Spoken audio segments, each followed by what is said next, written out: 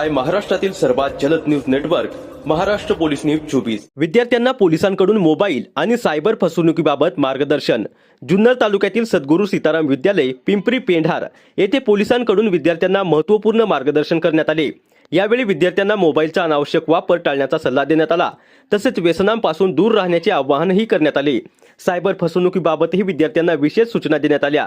कोणत्याही अनोळखी लिंकवर घाईघाईने क्लिक करू नका असा सल्ला पोलिसांनी दिलाय। संशयास्पद मेसेज किंवा कॉल आल्यास त्याला प्रतिसाद देण्यापूर्वी पालक किंवा शिक्षकांना माहिती द्या असेही विद्यार्थ्यांना सांगण्यात आले।